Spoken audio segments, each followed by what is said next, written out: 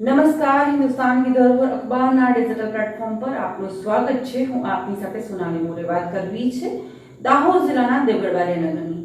દેવગઢ બારિયા નગરપાલિકાની પેટા ચૂંટણીમાં રાજકીય સમીકરણો બદલાઈ ગયા છે। મંત્રી બચુભાઈ ખાબડના ગઢમાં કોંગ્રેસ અને આમ આદમી પાર્ટીના ગઠબંધનના કારણે 4 સીટો પર ભારતીય જનતા પાર્ટી હારી ચૂકી છે અને આજે 4 સીટો છે। એ 4 સીટો પર 2 પર આપ અને 2 પર એનસીપી એટલે કે નેશનલ કોંગ્રેસ પાર્ટી અને 2 પર આમ આદમી પાર્ટીએ જીત હાંસલ કરીને બારિયા તાલુકામાં પોતાનો પગ પસેરો કર્યો છે। સ્થાનિક લોકોની ચર્ચાઓ મુજબ હવામાં ઉડતો ફુગ્ગો હોય, જો એ હવામાં ઉડતા ફુગ્ગામાંથી પણ ગેસ કે હવા નીકળી જાય તો તેને પણ જમીન પર જ પાછું આવવું પડે છે। તેવી જ રીતે ભારતીય જનતા પાર્ટી માટે હજુ પણ સમય છે કે પાર્ટીના લોકો જનતાની પાયાની જે સમસ્યાઓ છે એ સમસ્યાઓને સમજી અને તેનો ઉકેલ લાવે અને જનતા માટે વિકાસના કાર્યો કરે, નહીં તો વિનાશકાળે વિપરીત બુદ્ધિ સર્જાશે તેમાં કોઈ જ બેમત નથી। કેમ કે એક સમય હતો જ્યાં જુઓ ત્યાં ભાજપની જ લહેર હતી।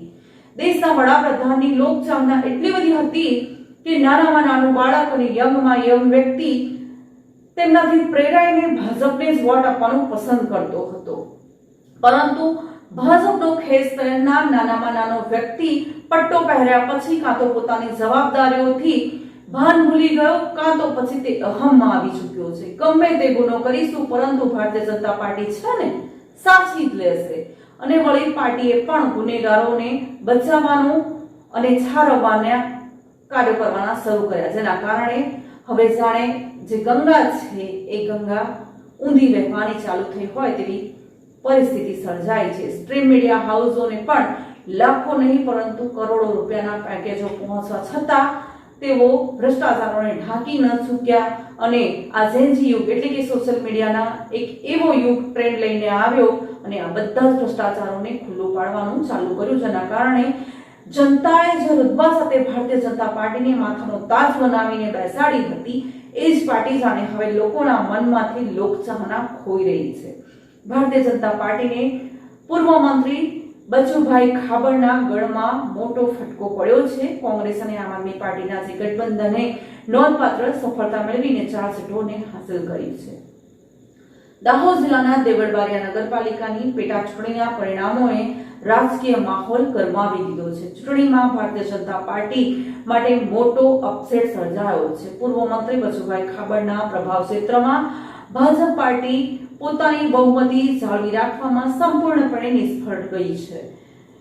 6 બેઠકો પર યોજાયેલી પેટા ચૂંટણીમાં ભાજપે તમામ પોતાના 6 કાર્યકરોને 6 બેઠક પર એકલા હાથે ઉતાર્યા હતા।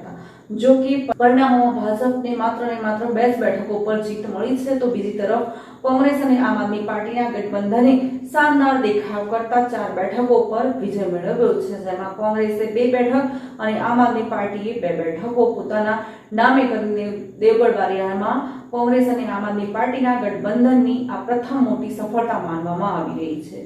પરિણામ બાદ સ્થાનિક રાજકારણમાં નવા રાજકીય સમીકરણો નીચે ચર્ચા છે એ ચર્ચા શરૂ થઈ ગઈ છે। આ ચૂંટણી પરિણામોને લઈને રાજકીય વર્તુળોમાં ભારે ચર્ચા ચાલી રહી છે અને આગામી સ્થાનિક ચૂંટણીમાં પણ તેની અસર જોવા મળી શકે છે।